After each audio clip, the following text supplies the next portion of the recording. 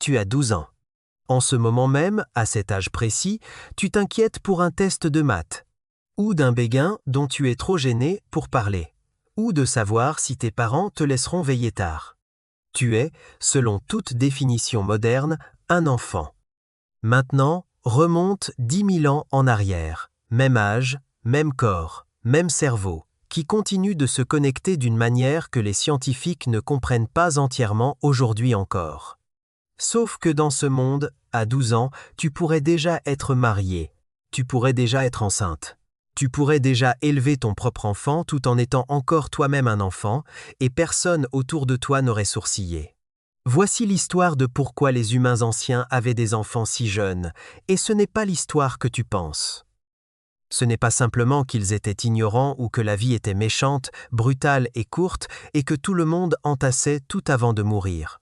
La vraie réponse est plus étrange, plus sombre et à certains égards plus impressionnante que cela.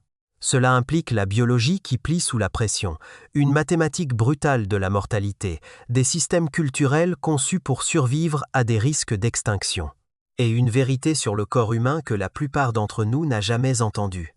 Parce que voici ce que personne ne te dit, l'âge auquel les humains anciens avaient des enfants n'était pas vraiment un choix comme nous concevons les choix aujourd'hui. C'était le résultat d'une équation de survie qui tournait en arrière-plan de toute une espèce. C'était une équation où attendre n'était souvent pas une option que quiconque pouvait se permettre. Commençons par le mythe que nous devons d'abord démolir, car c'est celui qui fait trébucher presque tout le monde. Tu as probablement entendu dire que l'espérance de vie dans les temps anciens était d'environ 30 ans. Et donc évidemment, les gens devaient se précipiter pour avoir des enfants parce qu'ils étaient déjà à mi-chemin de la tombe à l'adolescence. C'est l'une des statistiques les plus répétées et les plus trompeuses. Statistiques dans l'histoire populaire. L'espérance de vie à la naissance dans les sociétés anciennes était faible.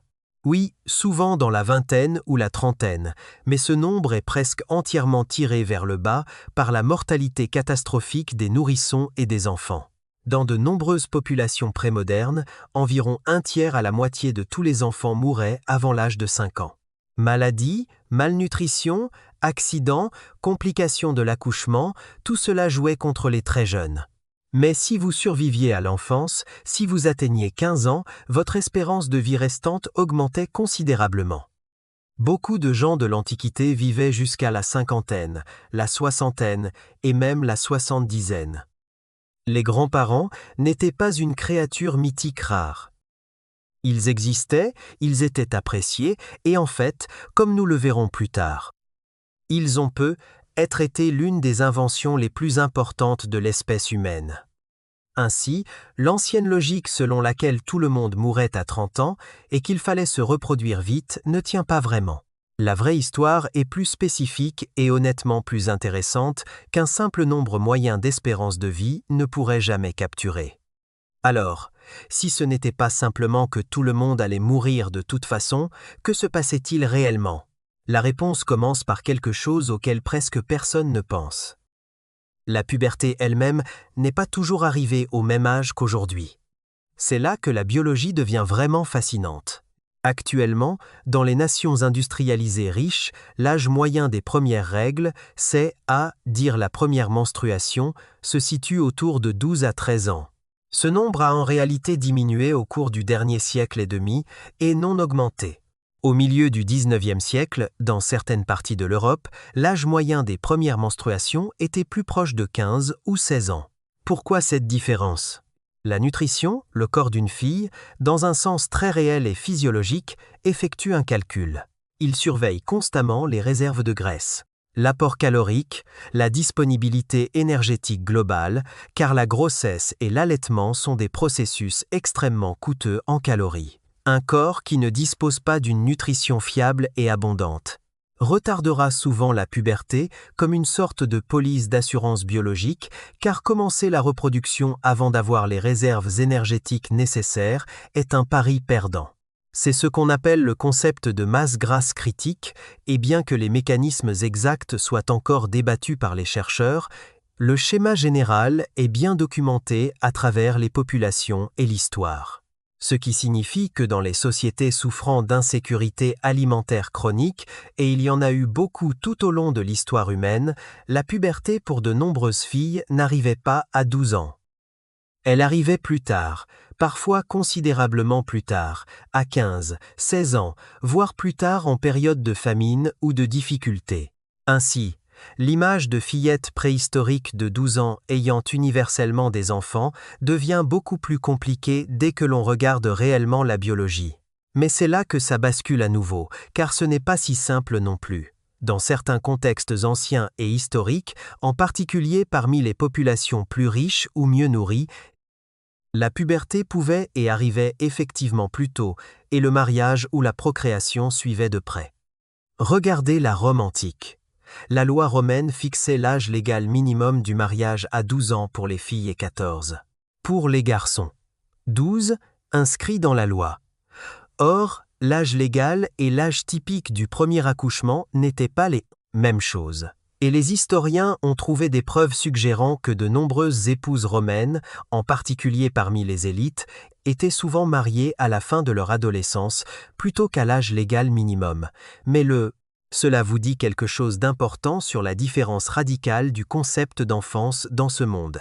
Il n'y avait pas d'adolescence telle que nous la comprenons aujourd'hui. Il n'y avait pas une décennie. Zone tampon entre l'enfant et l'adulte où l'on était censé simplement apprendre à comprendre les choses, aller à l'école, reporter les responsabilités. Vous étiez soit un petit enfant qui avait besoin de soins constants, soit vous étiez essentiellement un adulte en formation qui pouvait commencer à assumer des rôles adultes dès que votre corps signalait qu'il était prêt. Et ce signal pour une partie de la population dans les bonnes. Les conditions nutritionnelles et sociales pouvaient survenir dès 12 ou 13 ans. Maintenant, parlons de les calculs de mortalité, car c'est vraiment le moteur de tout cela. Imaginez que vous vivez dans une petite bande de cueilleurs ou un premier village agricole il y a entre 10 et 50 000 ans. Votre population n'est pas stable comme nous concevons les populations modernes. Elle est constamment menacée par la maladie, la famine, les prédateurs, la violence et l'implacable imprévisibilité de la vie prémoderne. L'accouchement lui-même, qui était l'une des principales causes de décès chez les femmes pendant presque toute l'histoire humaine. Dans ce monde, chaque femme capable d'enfanter représente une ressource reproductive précieuse et limitée pour l'ensemble du groupe. Les anthropologues et démographes qui étudient ces populations décrivent ce qu'on appelle une mortalité extrinsèque élevée, c'est, dire des taux de mortalité dus à des forces externes plutôt qu'au vieillissement. Lorsque la mortalité extrinsèque est élevée, la théorie de l'évolution prédit et les données réelles sur de nombreuses espèces confirment que les organismes se tournent vers une reproduction plus précoce et plus abondante. Cela est parfois formulé à travers ce que les biologistes appellent la théorie des histoires de vie. Il s'agit essentiellement d'un ensemble de choix que chaque organisme fait entre croissance, survie et reproduction, façonnés par le degré de risque de l'environnement. Dans un environnement à faible mortalité, attendre pour se reproduire a du sens car vous survivrez probablement assez longtemps pour le faire plus tard.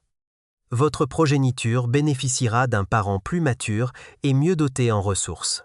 Mais dans un environnement à forte mortalité, attendre est un pari qui ne paie souvent pas car vous pourriez ne pas avoir de plus tard. Ce n'est pas non plus une théorie froide et abstraite. C'est visible dans les archives. L'analyse squelettique de divers sites funéraires anciens montre des preuves de jeunes mères, parfois d'un âge choquant selon les standards modernes. Aux côtés de signes du tribut physique que l'accouchement précoce a imposé à des corps encore en développement. La structure osseuse du bassin dans les squelettes adolescents montre parfois des motifs de stress compatibles avec un accouchement survenu avant la maturité squelettique complète. Le bassin féminin humain peut en fait continuer à se développer jusqu'à la fin de l'adolescence ou même au début de la vingtaine. C'est l'un des aspects les plus sombres de cette histoire qui mérite qu'on s'y attarde un instant. L'accouchement précoce chez les adolescentes dont le corps n'était pas encore complètement développé comportait des risques énormes. Des taux plus élevés de travail obstrué, de mortalité maternelle et de mortalité infantile. Ce n'était pas un arrangement naturel idyllique où tout se passait bien parce que c'était naturel. C'était souvent brutal et cela coûtait des vies. Le fait que cela se soit produit quand même à plusieurs reprises dans tant de cultures et de périodes différentes. Cela vous montre à quel point la pression en faveur d'une reproduction précoce était vraiment puissante. Lorsque la survie de toute votre communauté dépend du remplacement des personnes perdues à cause des maladies, de la violence et de la famine. Cette pression peut surpasser même les risques très réels et très graves encourus. Il y a une autre pièce de ce puzzle qui est rarement mentionnée. C'est honnêtement l'une des surprises les plus intéressantes de toute l'histoire, l'hypothèse de la grand-mère. C'est une idée réelle et sérieusement discutée en anthropologie évolutive, et elle se présente comme suit. Les femelles humaines sont inhabituelles parmi les mammifères en ce qu'elles connaissent la ménopause et continuent de vivre pendant des décennies après. Elles survivent souvent à leurs années de reproduction de 30 ou 40 années supplémentaires. Presque aucune autre espèce ne fait cela. La plupart des animaux qui ne peuvent plus se reproduire ne vivent tout simplement pas beaucoup plus longtemps, car d'un point de vue purement évolutif. Une fois que vous ne pouvez plus transmettre directement vos gènes, il y a moins de pression sélective pour vous maintenir en vie. Alors pourquoi les grand-mères humaines restent-elles ? L'hypothèse de la grand-mère propose que les femmes âgées qui ne pouvaient plus avoir d'enfants elles-mêmes sont devenues extrêmement précieuses en aidant à élever et à approvisionner leurs petits-enfants. Libérant ainsi les jeunes mères pour qu'elles aient plus d'enfants plus tôt et plus rapprochés, car il y avait un filet de sécurité de soignants expérimentés disponible. Cette théorie aide à expliquer quelque chose de crucial à propos de la maternité précoce. Une nouvelle mère de 12 ou 13 ans dans une communauté ancienne ne faisait pas nécessairement cela entièrement seule. Elle a pu être soutenue par un réseau de parentes âgées, grand-mères, tantes, femmes expérimentées du groupe. Toutes partageaient le fardeau de l'éducation des enfants. Les anthropologues appellent cela l'alloparentalité, c'est, à dire les soins prodigués par des individus autres que les parents biologiques. Dans de nombreuses sociétés traditionnelles et anciennes, élever des enfants n'a jamais vraiment été un travail solitaire ou même à deux. Il était réparti sur l'ensemble d'une famille élargie ou d'une structure communautaire.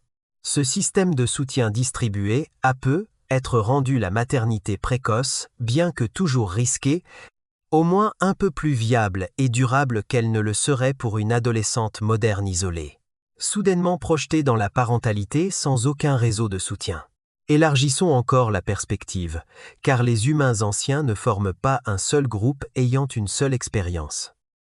Les êtres humains ont vécu dans des environnements et des systèmes sociaux radicalement différents pendant des centaines de milliers d'années. Et l'âge de la première naissance variait énormément selon l'endroit et l'époque que l'on considère.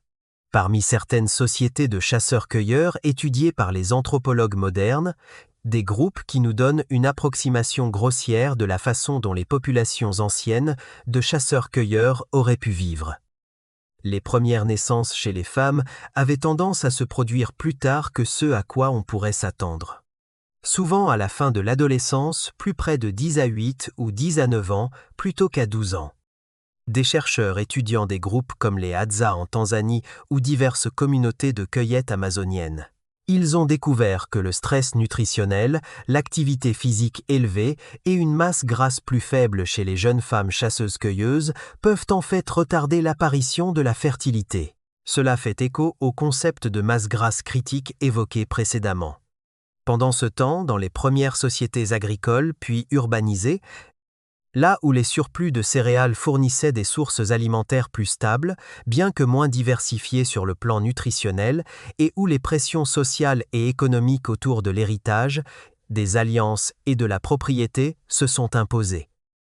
Les âges du mariage et de la procréation pouvaient en réalité être plus jeunes pour certaines classes de personnes, en particulier parmi les élites organisant des mariages stratégiques.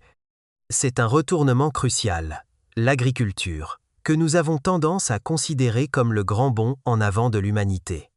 Peut être, de certaines façons, aggraver certains aspects de la santé et de la nutrition pour les gens ordinaires, tout en créant simultanément de nouvelles incitations culturelles et économiques en faveur d'un mariage plus précoce. particulièrement pour les jeunes femmes, dont les mariages pouvaient cimenter des alliances, sécuriser des terres ou produire des héritiers aussitôt que biologiquement et socialement possible. Alors, quand quelqu'un demande pourquoi les humains anciens avaient des enfants à 12 ans, la réponse honnête est que cela dépend énormément de quels humains anciens, dans quel environnement, sous quel système social, et même alors, ce n'était pas universel. Mais il y a un fil conducteur commun sous toutes ces variations, et c'est celui-ci, l'idée moderne d'une adolescence longue et protégée. Une décennie prolongée, où vous êtes biologiquement capable de reproduction mais socialement traité comme pas encore adulte, est une invention extraordinairement récente. Pour la grande majorité de l'histoire humaine, l'écart entre le fait d'être capable d'avoir des enfants et le fait d'être censé potentiellement en avoir été mince, voire inexistant. Il n'existait aucune catégorie culturelle pour amortir cet écart.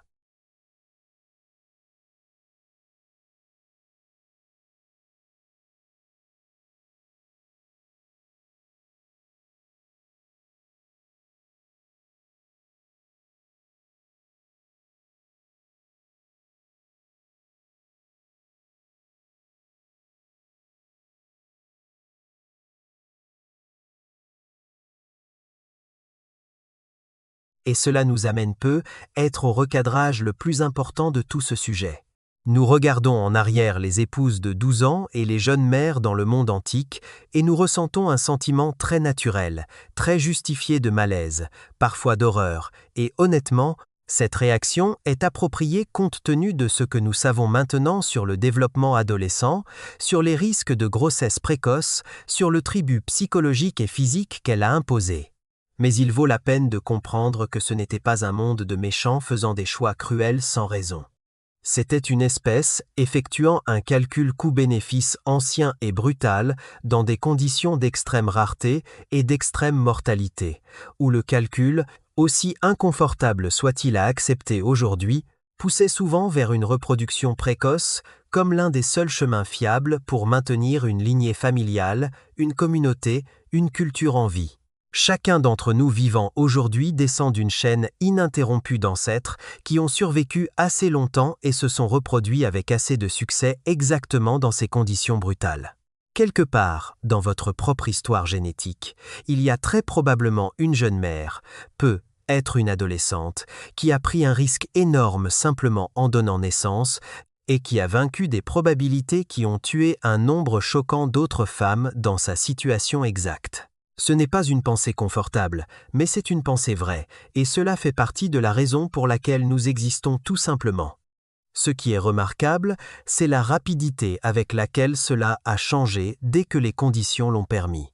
À mesure que la nutrition s'améliorait, que la mortalité infantile chutait grâce aux vaccins, à l'assainissement et à la médecine moderne, que les économies s'éloignaient de la nécessité d'avoir chaque membre supplémentaire de la famille comme main-d'œuvre agricole, l'âge du premier mariage et de la première naissance a commencé à augmenter régulièrement dans la plupart des régions du monde. L'adolescence prolongée, que nous considérons aujourd'hui comme tout à fait normale des années de scolarité, de découverte de soi, de responsabilités différées, est essentiellement un sous-produit de l'abondance et de la sécurité à une échelle à laquelle nos ancêtres n'ont jamais eu accès. C'est un luxe moderne construit sur des infrastructures modernes et il est facile d'oublier à quel point, historiquement parlant, c'est en fait inhabituel. En ce sens, le fait que les enfants de 12 ans d'aujourd'hui s'inquiètent des tests de maths plutôt que de l'accouchement n'est pas seulement un joli changement culturel. C'est sans doute l'un des grands triomphes silencieux de la civilisation humaine. Un signe de la distance parcourue par notre espèce depuis les équations brutales de mortalité qui ont façonné une grande partie de notre histoire ancienne. Alors, la prochaine fois que vous entendrez quelqu'un dire que les anciens avaient des enfants à 12 ans, parce qu'ils ne savaient pas mieux, vous saurez que la vraie réponse est bien plus compliquée, bien plus humaine et, honnêtement, bien plus troublante que cela. Ce n'était pas de l'ignorance. C'était la survie qui effectuait ces calculs en arrière-plan de toute une espèce, génération après génération, jusqu'à ce que finalement, seulement très récemment, dans le grand schéma des choses, nous avons trouvé un moyen de redonner à l'enfance le temps qu'elle a toujours mérité.